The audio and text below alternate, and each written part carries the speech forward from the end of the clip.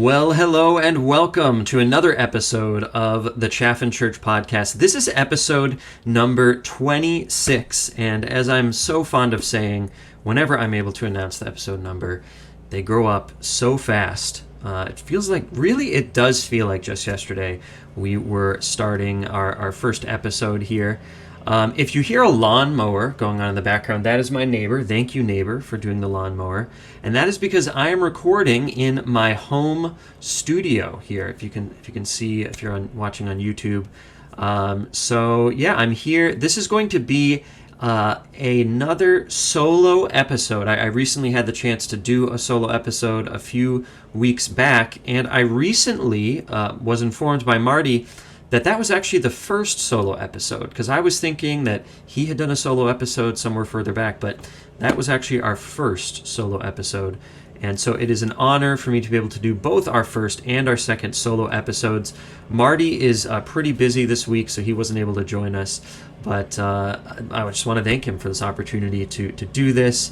It's a great creative outlet for me. Hopefully you guys are learning some stuff and maybe getting just some ideas you're thinking about through the week, or maybe you even disagree with some of the stuff that I'm about to say, and hopefully that will be good fodder for your learning process and in your faith as well. All right, so and I just also wanted to name, this is going to be a shorter episode. I'm aiming for somewhere between 30 and 40 minutes. We'll see if I'm able to actually stick to that number. So just be aware of that as we go into it.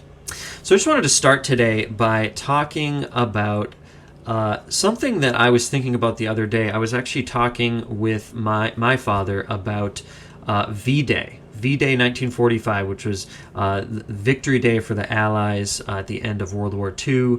Happened, I believe it was in May or June, was it, of 1945. World War II was officially declared ended with the surrender of the Japanese Empire to the Allies. And there was just like raucous celebrations, across all the cities in the United States and in the UK as well. And it was kind of an epic day. There's actually this very famous photo of a sailor kissing this woman. She was actually a dental assistant in Times Square in New York City. You've probably seen it before, even if you didn't realize it was a photo that was taken on V-Day 1945. And so much celebration happened on that day. And my father and I were actually talking about how we can't wait to celebrate the end of the coronavirus pandemic. And not some fake celebration by some political leader that's just saying the virus is over when it's really not. Like the real deal. We can go to life as normal as possible.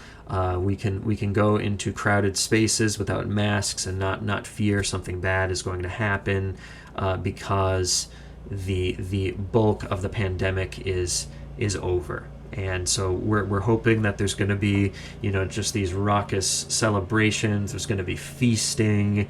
I think DJs are probably going to make fortunes just off of that week of celebrations, probably, because everyone's going to want to DJ, and there's going to be dancing and feasting and drinking and all those good things that God has created for us to do in celebration. So I just wanted to start by saying that I am really looking forward to that day, the real celebration of the end of the coronavirus pandemic. I hope some of you are with me on that. I know there's this sort of sense of, it's the end of September of 2021. If you're listening to this later, right now I feel like there's sort of this sense in our country of everyone is sort of very disappointed by the uptick of the Delta variant and how many problems it's been causing us after an incredible late spring, early summer was amazing in terms of numbers, and many people were unmasked and so many people were vaccinated and things were going well, and then the Delta variant popped up. So there's a lot going on right now, and I know some of you guys are sort of in this mode of thinking that, hey, will this ever end, right? Well, hopefully, we know it will. We know it will eventually. Life will return to normal. But yeah, it's hard right now. I get it. It's hard right now. I'm in the same boat with you, but I am looking forward to that celebration, like I said, of the end of this at some point. And that sort of relates to what I am wanting to talk about today on the podcast. I used to have this seminary professor named Sung Chan Ra. It's a Korean name. It's spelled SOONG-CHAN, so Sung Chan, and then the word Ra, R-A-H, is his last name. And Sung Chan, we just call him Sung Chan for short. He was like my favorite seminary professor, and I mean, so much just wisdom and knowledge in my life came from this one person. He was really, really excellent professor over at North Park Theological Seminary, and one thing that he had us do at the beginning of some classes is he had us do these exercises that sort of seemed like very counterintuitive, or sometimes they almost seem like scandalous at times, or something like that, to sort of just get us out of these boxes, these Christian boxes we were thinking in. So one day he asked us to sort of start to categorize Christian music, or Christian worship songs that we knew. And the assignment was, he wanted us to think of modern day Christian worship songs, or if we couldn't think of that, hymns that were songs of mourning, songs that sort of had this like dark energy, dark bent to the lyrics, and maybe even the music behind it too is darker. And so we were kind of tasked with thinking of those things. So he gave us all 5 minutes and put us into groups, and it was so weird. Like, we could not think of a single song. Like, literally, so this is a class of 30 people, 30 Christian people who listen to a lot of worship music, and we as a group could not come up with a single song that had the main theme of mourning. Like, some of the songs started out with like sort of this vague imagery, like, oh, it's the storm, or the ocean waves, or just sort of these pieces of imagery that maybe in one verse or in the bridge there's sort of this darker imagery, but none of the songs, like the choruses, had this theme of mourning to it. And so we actually spent the rest of the class talking about, hey, why is that? And it was just such a good exercise. So I just want to, as we continue this talk today, I want you to think of some songs that have the main theme of mourning. Okay, main theme of mourning or lament, or just sort of that kind of darker kind of energy, like in the chorus, in the main thrust of the song. So that's my challenge to you. Go ahead and try to think of those worship songs. And so some of the things that we had said were that the Christian music industry has been commercialized around celebration. And so, in churches in the suburbs in particular, you have this trend of people in the Christian music industry wanting to help churches market their church better. And why do churches have to market themselves to other Christians?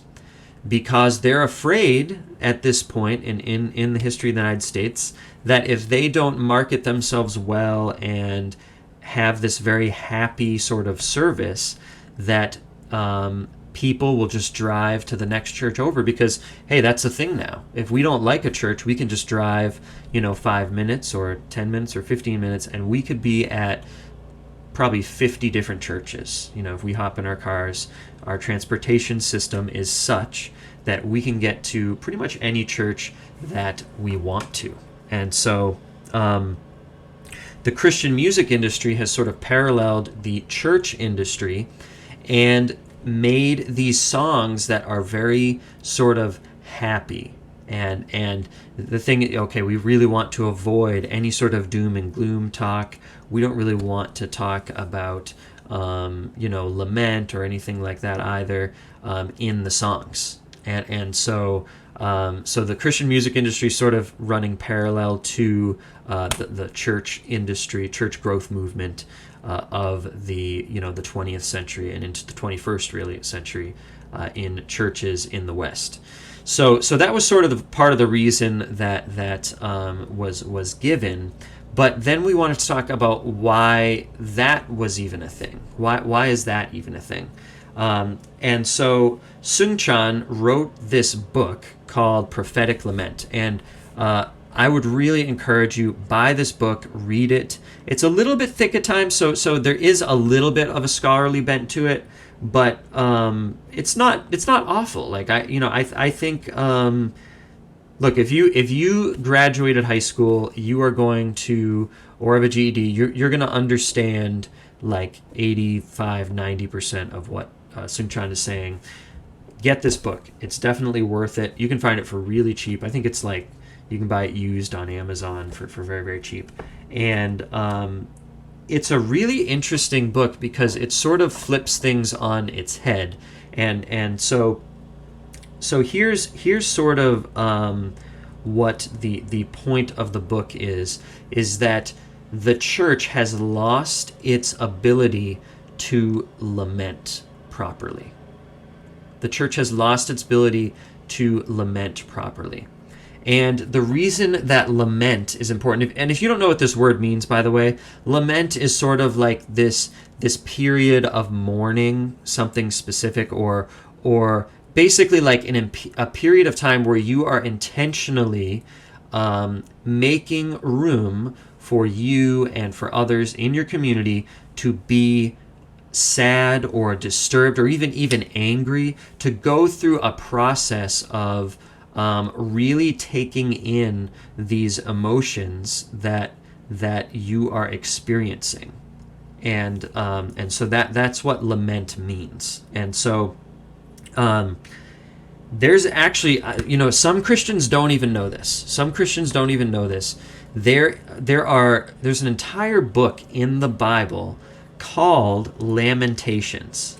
So when lament is a noun, like a lament, the plural of that word is lamentations. So when there are multiple when there is more than one lamentation, there are lamentations. And so this book of Lamentations is this prophet named Jeremiah is just like pouring out his heart, mostly to God, but sometimes to other people in his community, but mostly to God, about all the evil and wrong in the world. He's even lamenting a lot about things in his own life, and at times he's even lamenting things that on some level he believes that God is doing wrong. Maybe God's abandoning him or others or something like that. And so there's so much good material in there that can help us learn how to lament. But anyway, so the point of Seung-chan's book, called, again,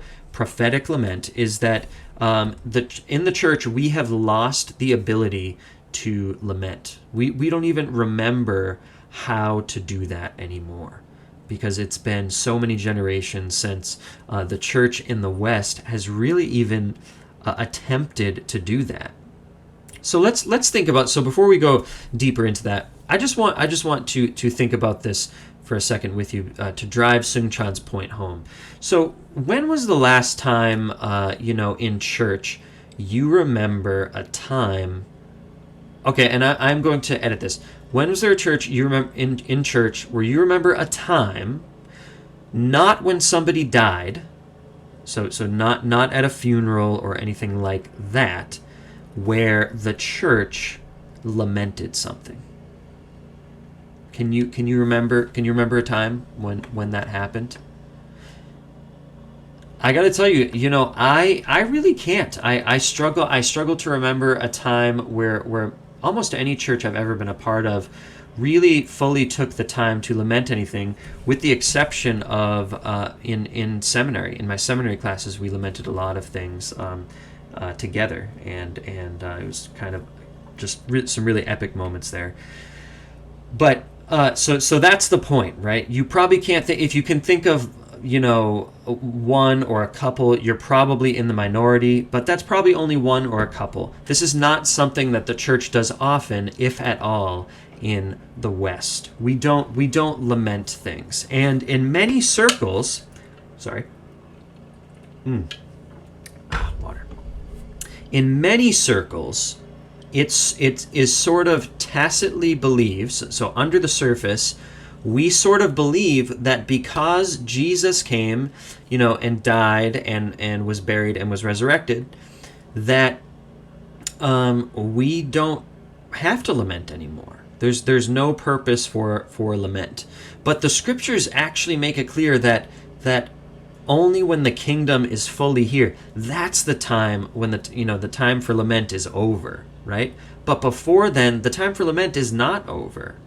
And so just because Jesus, was dead, buried, and resurrected, is that something to celebrate? Yes, and we'll get into that in a little bit. But that doesn't, absolve our responsibility to mourn with those who are mourning, mourn with those who are mourning in our society, mourn with those who are mourning in our church community, even mourning the things in our own individual lives, in our families. We don't even do that well. Really, the only time in Western culture where we take time to mourn is when somebody dies. And even that, it's compared to other cultures around the world, this is a very short process. When someone dies, there's a funeral and a wake, typically, and then it's sort of over. Sometimes your close friends will continue to talk about it if it's like your spouse or a child that has passed. Occasionally we'll go to counseling to talk about it, but for the most part, when a person dies, we sort of are expected to move on in a very short amount of time.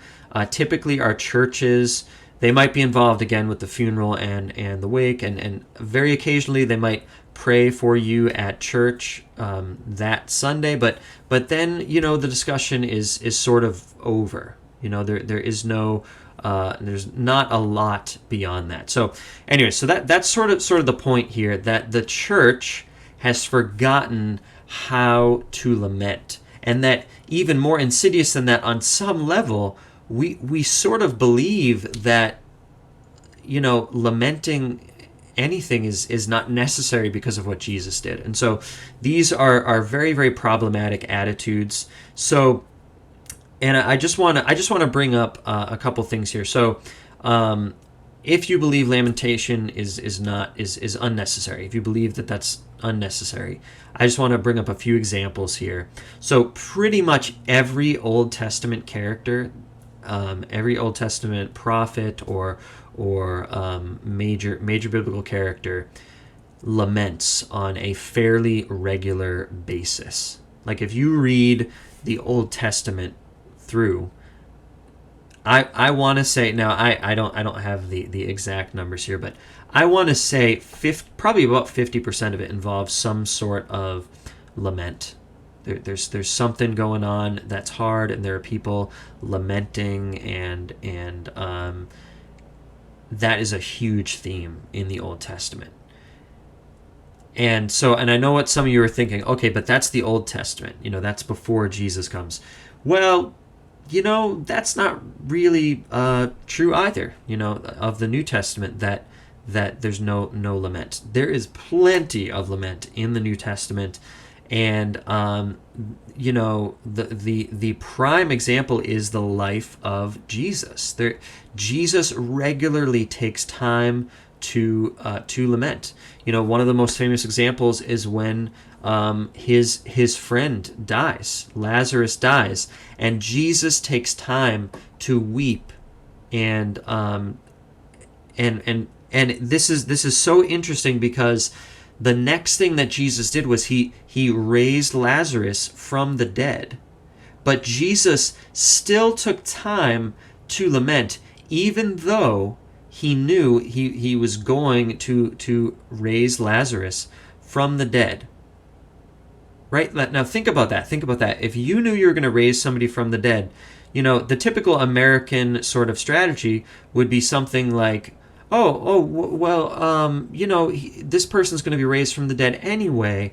So don't worry about it, guys. We're gonna raise this person from the dead, and everything's gonna be okay. But there's something that's so important about this process of taking the time to mourn and to lament that loss, that Jesus still does it, even though he knows that he's about to raise this person from the dead, right? So clearly, lament is super important. Pretty much every time there's a prophetic moment in Scripture, that prophetic moment is driven by lament. Every time Jesus challenges the Pharisees or teaches somebody something, he's addressing an issue that he's lamenting most of the time. Sometimes he's celebrating things, and again, we'll get into that a little bit later, but most of the time he's actually lamenting things, and especially again when it comes to the Pharisees, who unfortunately were at odds with Jesus a lot of the time. And so most of those moments, those key moments of teaching, actually come out of moments of lament that come on Jesus' part. So and we could get into Paul. There's so much in Paul's life that he laments. There's this thing called the thorn in his flesh that he laments that all the time. He talks about it a couple times, and then he was shipwrecked a couple times, and he's bitten by snakes. He has this whole thing. You can look it up in there in the New Testament, that he talks about all the things that he could be lamenting and is lamenting, and so. Go ahead and read all of that at some point. But the point is that just because Jesus is, dead, buried, resurrected, doesn't mean that there aren't things to mourn, to lament, right? And when Americans skip lament, there's got to be a reason why Americans skip lament. And, we talked about that in the class, and the thing that I really think happens, and please, if you could just shoot a comment over to us on YouTube or on the podcast in a review, tell us why you think Americans and just the Western church struggles with lament. I really want to hear it. But here's my theory on this. I think Americans in particular are obsessed with winning. We're obsessed with winning. We want to be on the winning side of things. And even the underdog story, where we don't have to be on the winning side to begin with. The key point of the underdog story is that the underdog still comes back and wins in the end, right? Like basically every sports movie ever is about, it's an underdog story, and at the end of the day, maybe Rocky, the first Rocky movie, is a little bit different, but other than that, it's this underdog story where the team or the individual wins at the end of the day. We are obsessed with that.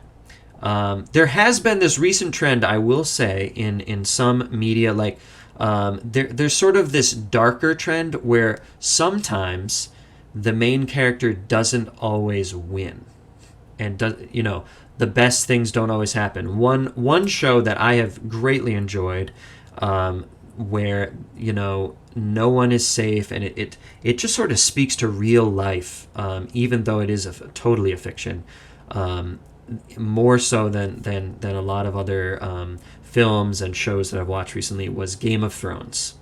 Another one is The Walking Dead. These are shows, like, clearly their premise overall is fiction, but they sort of speak to this darkness that real life has, that these other lighter, very light shows just can't provide, because somehow those lighter shows don't connect with real life, and so maybe some of this is starting to turn. But I think for the most part, America and Americans are obsessed with winning, and that philosophy has thoroughly infiltrated the church. We are absolutely obsessed with winning, and in the church, a lot of it is we're obsessed with God winning, and so. And that is why I think, a lot of churches sometimes churches tend to align with political candidates, and there's all this prophetic language that they use about that particular candidate. And so, so you see this all over the place in the church. But here's the problem when you don't lament, when communities don't lament, and when individuals don't lament. We can't properly, A, process our emotions, and B, just more pragmatically, we can't properly call for justice without lament.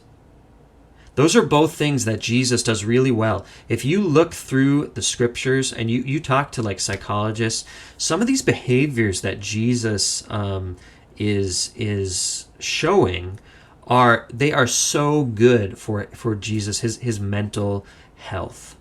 He's exhibiting these traits, that these things that we need to do to be healthy. Jesus is doing all of them. But Jesus is also the biggest proponent of justice there ever was, and he lamented regularly. That's part of his calls for justice. Like I said, they almost always they almost always came from a place of lamenting some sort of injustice. Were there times he was celebrating something awesome that happened? Yes, but again, most of the time he is lamenting something, and the prophetic moment, the teaching moment, comes out of that. And so that's something important to realize. So, all right, so that has been super sort of, what's the word for it? I don't know. It hasn't been super applicable yet. So let me get into this sort of application area here for us. One thing that was said later in that very class I was talking about with Seung-chan, again, the guy who wrote this book, Prophetic Lament, please buy this book. It's incredible, and again, it's super cheap on Amazon. Go buy it, read it, please. One of the things he said later in that class that we were discussing earlier is he said, you can tell everything you need to know about a group of people by what they choose to lament and what they choose to celebrate. I'm going to say that again because it's really epic. It's really important to this idea. You can tell everything you need to know about a group of people by what they choose to lament and what they choose to celebrate. So I think that's such a profound truth, that if you really look at what a group of people, celebrates, what they come together, and what really, whenever they get together and they say, somebody get me a DJ. What is that moment? What is that thing that causes a celebration in this community? Is it only when people win at things? Is it only when people make money? Are we celebrating someone else failing, someone else getting hurt, someone else dying, perhaps at our hands, right? Some communities do celebrate those things quite often. Hey, we killed this person. Let's celebrate that. This person's dead. Right? So some communities are that messed up, right? But then there's this lament side of things. So when communities get together and lament, what does it mean when a community laments when someone is treated unjustly? When another, person of color is killed unjustly by perhaps by an agent of the state, but really by anyone. Like when hate crimes are committed, are we in our communities, are we lamenting those things? Are we lamenting Are we lamenting the right things? That's really the question here. Are we lamenting the right things? And so you might be asking yourself, you might be asking Ryan, but what do you mean? There's so many things we could lament. There's so many things we could celebrate. Well, let me tell you what I think is sort of the standard here. How we figure out what to celebrate, what to lament, and when. So along with that statement, again, you can tell everything you need to know about a group of people by what they choose to lament and what they choose to celebrate. Along with that statement, I think we need to be asking ourselves these two questions. What is God celebrating? In your life, in your community, what is God celebrating? What, like, when you read the scriptures and you learn about who God is, and when you pray and God sort of communicates with us more about how loving he is, and kind of how we believe God would influence us on certain issues in our lives and in our community. What are the things that God is celebrating in our community and in our lives? Can we answer that question? Do we know God well enough to sort of answer those questions sometimes? That's question number one. Question number two is, what is God lamenting in your community and in your life? What are the things that God is lamenting? And I want to say this again, because it's something that I think a lot of people skip. And I know I've already said it a bunch of times in this episode, but I just want to hit this. This is a home run. Make no mistake, God laments. God laments. He is not detached from our suffering. Like, the God of the scriptures is a God who suffers with us. The God who sent his one and only begotten Son to die on the cross, the most horrible and painful death for our sins, and created a separation from the closest relationship there ever was between God the Father and God the Son, and that relationship was ruptured for a time. Like, that is the ultimate suffering, the ultimate suffering. And so God suffers alongside of humanity, with us and for us. That's an important point. But with us is another aspect of that suffering. And so make no mistake, God laments often, and he laments deeply, and he laments in a very real and not artificial way. God's not some used car salesman who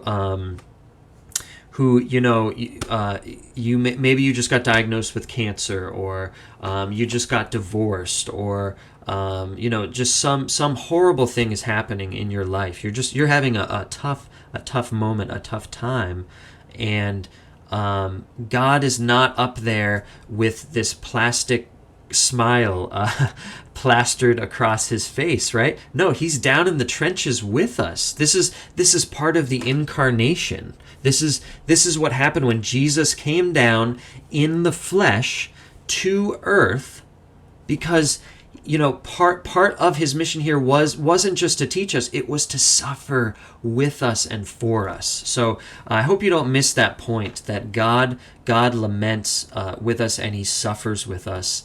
And that's how we know he laments with us, because he does suffer with us on a regular basis. So please keep that in mind.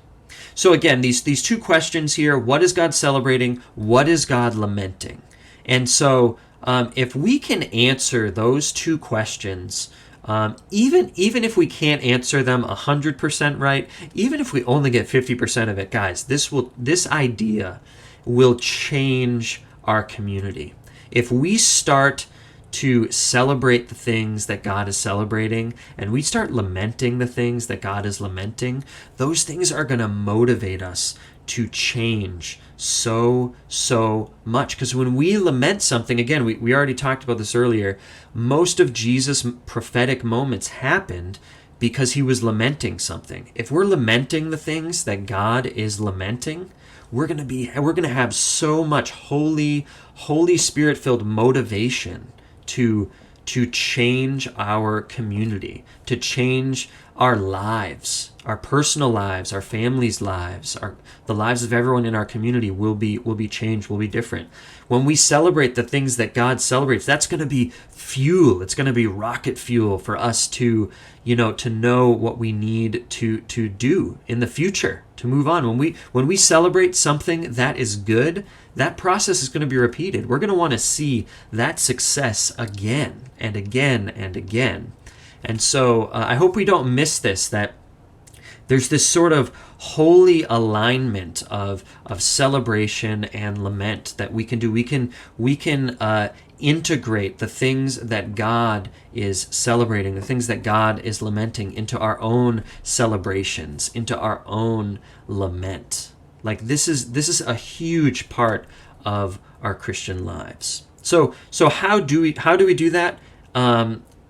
I think, and I hate to just give like this blanket Sunday school answer here, because I know that this answer has sort of been cheapened, and I am sorry. I am sorry if this sounds like the typical Sunday school answer, but I really do think it's a good answer, and I'm going to tell you why it's a good answer.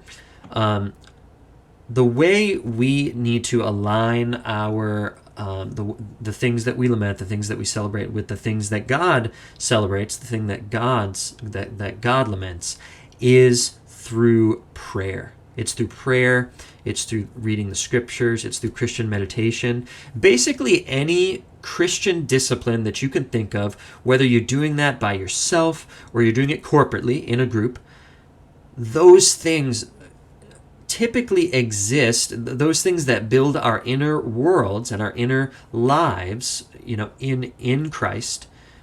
Those things are what help us to align our thoughts and our lives with God's thoughts and what God wants for our lives. And so it's no different here. The way we are going to learn to celebrate and the way we're going to learn to lament the things that God celebrates and God laments is we need to align ourselves with what God is celebrating and lamenting through prayer, through reading the scriptures, through Christian meditation, through getting out into nature. There's through solitude, through being involved in the church community, through serving. These are all taking risks. These are all Christian disciplines that we can engage in and align ourselves with the way things really, really should be. So I just want to read that. That quote one more time from my seminary professor. Because I think it's really important to remember. If you can remember one thing out of this podcast episode, this is it, people. This is it right here. So pay attention. You can tell everything you need to know about a group of people by what they choose to lament and what they choose to celebrate. So if you can just remember that one phrase, right, and start to align those things with what God is celebrating and lamenting, that is going to be huge for you. It's going to be huge for your community. And so, I really hope and pray that we can, take this idea into ourselves, into our communities, and start to change things for the better. So, boy, that was really preachy. I'm sorry if that was really preachy. I just, this is something that I've actually preached on this before. Some of you may even remember it from October of last year. I actually preached on this at Chaffin Church. So I'm sort of recycling material, but I know you guys haven't heard it in about a year, so I figured it was okay to recycle it. But it is something I'm passionate about, and so hopefully we can do this more in the future. So there's a couple things that I have here for announcements, and I thought it might be a little bit disingenuous to do good news during an episode about lament, so we're going to skip that for today. But here we go. We're going to talk about a few things here in the announcements that Marty sent over to me. First of all, I just want to apologize if you have a birthday this week. I don't know about it because I'm not on Facebook, and so I just want to give sort of like a nameless happy birthday. If it's your birthday this week, have a happy birthday. We really do love you, and we want to celebrate with you, but we just don't know. So that's me announcing birthdays for this week. Okay, so here's something that's going to happen that is going to be really cool. And if you're listening to this podcast, we want you to know you're sort of an insider at Chaffin Church. You may not think of yourself as an insider. You may have never even darkened the door of Chaffin Church. You might even be from a different part of the country or from another country altogether because you're listening to this on a podcast. But that's okay. You are an insider at Chaffin Church. And so this is kind of cool. On October 3rd, Sunday, October 3rd, we are opening up our brand new, and when I say brand new, it's not even finished yet, our brand new worship center. We took our sanctuary the way it was before, and we have sort of retrofitted it and made a bunch of changes to make it look and feel a little bit different, a little bit updated, and more comfortable, a little bit better for the way we're doing things currently in the church. And so, again, those changes will not be all finished by the time October 3rd rolls around. So this is sort of going to be an early access sort of thing. So for a couple months here, we're going to be still making the final, the finishing touches to this. But we want to give everyone early access. So we're going to be bringing people in. So every Sunday in October and thereafter, we're going to be worshiping in this new worship center space that we have put together. So October 3rd, that'll be the first week that we end up meeting there. And this episode launches on the previous Sunday. So that is this coming Sunday for those of you who are listening or who are watching on YouTube during the week of the 26th, 27th. That is this coming Sunday, October 3rd. We're meeting in the new worship center. So very exciting. And then we have another announcement, and I don't have all the details in this one, so I just want to apologize, but you will be receiving an email with all of the details at some point soon. One thing that Chaffin Church has been known for in the past is having Swedish suppers, among other food-based events. But the Swedish suppers were really sort of like the height. This was like the holy grail of food-based events at Chaffin Church in the past. Because of the pandemic, we don't really feel like we can safely pull off a traditional Swedish supper where we would invite people into the church and have everyone there sitting and eating and everything. So what we're going to do is have people come and pick up the Swedish dinners. They'll be hot and ready to go for you to take home and eat right away, or you can maybe put them in the fridge and eat them another day. But you can do that. I believe, again, this is what I heard. I'm not sure if this is totally the case, but I believe the meals will be $10 a piece. And so you can buy as many of them as you would like. But I can tell you, being a person that has grown up in a Swedish church, not Chaffin, the Swedish meatballs that some of these recipes end up churning out are so good. And don't even get me started on Swedish meatballs. They don't even come from Sweden. We'll talk about that another day, perhaps. But they are one of God's greatest creations on this earth. Swedish meatballs, you got to have them, got to try them. Please come to the Swedish meatball supper, order some food, and go ahead and enjoy that with your friends and your family. All right, that's all the announcements we have for today, and I think that's all for this episode.